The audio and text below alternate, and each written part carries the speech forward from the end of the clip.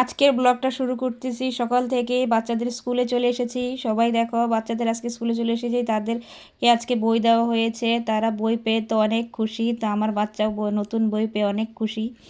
তো তারা তাদের আনন্দটা কিভাবে প্রকাশ করলো। তো এই পর্যায়ে বই তো পেয়ে গেলাম, এখন বাসার জন্য রওনা করলাম। তো রাস্তায় ঝালমুড়ি পড়লো।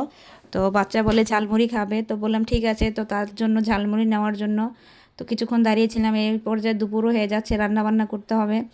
আসলে যারা সংসার কাজকর্ম করে তাদের একটা টেনশনই থাকে, বাসায় কখন যাবে আর কখন রান্না বান্না করবে। তো আমি এই পর্যায়ে তাড়াতাড়ি ঝালমুড়ি নিয়ে নিলাম। এখন বাসায় গিয়েই সব কিছু গুছিয়ে নিয়েছি। দেখো, এসে সবগুলো কেটে কুটে নিয়েছি, মাছ রান্না করব। তো আমার গাছে বেগুন ধরেছিল ছাদে, তো সেগুলো কেটে নিয়েছি। আর আসলে গাছের ফল খেতে কিন্তু খুবই ভালো লাগে। যেন গাছের ফল কিংবা সবজি যদি নিজের হাতে বুনে খাওয়া হয় তাহলে এটার স্বাদ নাকি অনেক ভালো লাগে। তো টমেটো গাছে আমার টমেটো হয়েছে। তো বেগুন টমেটোগুলো আমার গাছেরই ছিল। তো তোমাদেরকে একদিন দেখাবো আমার ভিডিওটা ছাদ বাগানের। তো এই পর্যায়ে প্রথমেই ডাল রান্না করে নিলাম। তো আমাদের প্রতিদিনের বাসায় ডালের রুটিনটা থাকেই, কারণ বাচ্চারা ডালটা খুবই পছন্দ করে। তো ডাল রান্না শেষ, এই পর্যায়ে আমি শাক ভাজি করে নিব। তো প্যান বসিয়ে দিয়েছি, পেঁয়াজ কুচি দিয়ে দিয়েছি। তো কারা কারা আমার মতো এরকমভাবে শাক ভাজি করো অবশ্যই কমেন্টে জানাতে পারো, কারণ আমি এখানে পেঁয়াজ কুচি দিয়ে মরিচ দিয়ে মরিচগুলো কেটে দিয়েছি। এই পর্যায়ে রসুন বাটা দিয়ে দিয়েছি। অনেকেই জানি কেটে কেটে দাও, কিন্তু আমি এটার মধ্যে বেটে দিয়েছি সহজের সময়টাকে সাশ্রয় করার জন্য। তো এই পর্যায়ে আমি শাকগুলো ঢেলে দিব একটু লবণ দিয়ে।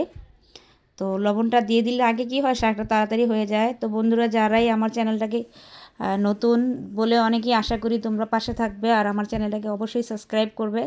এভাবে ভালোবাসা দিয়ে যাবে। আর ঝটপট কাজ করতে গেলে একটাই সমস্যা হয়, ঝটপট কাজ করতে গেলে কিছু না কিছু পড়েই যায়। দেখো বন্ধুরা, আমার শাকগুলো পড়ে গেছে। আসলে সময়টা এতটা কম ছিল, স্কুলে গিয়ে আসার পরে রান্না বান্না, তার মধ্যে আবার দেখা যায় ভিডিও শ্যুট করতে হয়। তো সব মিলিয়েই দেখা যায় ঝটপটের মাঝখানে একটু না একটু গরমিল হয়ে যায়।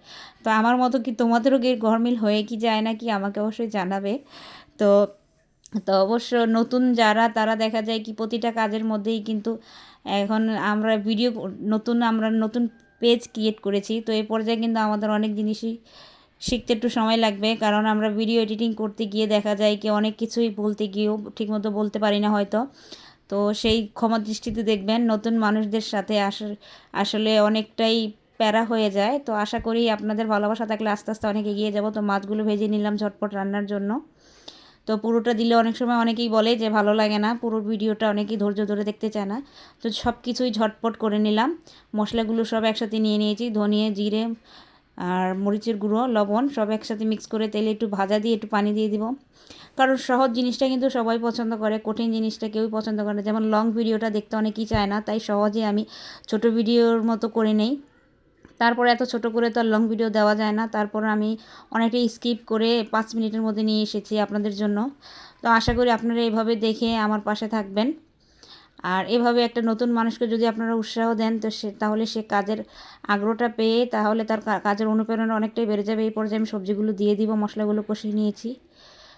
তো অবশেষে যাই হোক না কেন, কারণ দিন দিন যাই করি দিনের বেলা, তো প্রতিটা কাজের রুটিন যদি অনুযায়ী করি তাহলে কিন্তু কোনো কাজে আমাদের সমস্যা হয় না। আর যদি রুটিন ছাড়া কোনো কাজ করতে চান তাহলে দেখবেন অনেকটাই হেরফের লেগে যায় কাজের। তো আজকে স্কুলে যাওয়াতে দেখা যায় অনেকটা সময় ম্যানেজ করতে পারিনি, তার মধ্যে তো সব কিছু নিজেরই গুছিয়ে নিতে হয়।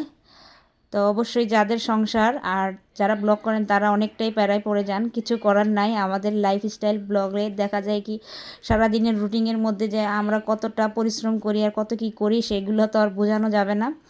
তারপরে যারা বোঝেন তারা তো অবশ্যই সেই জিনিসটা নিয়েই এগিয়ে যাচ্ছেন, কারণ সব কিছু নিয়েই মিলেমিশে চলতে হয়। এটার নামই হচ্ছে জীবন। আর এই জীবনের সময়ের ভিতর থেকে আমরা কিছু সময় বের করে সবার সাথে মিশতে চাই। আর এই মেশাটাই হচ্ছে আমাদের প্ল্যাটফর্মে। আমি আশা করি নতুনদের সবাই মিলেমিশে থাকবেন, আর একে অপরকে যদি এভাবে পাশে থাকেন তাহলে প্রতিটা কাজ সহজ হয়ে যাবে জানি।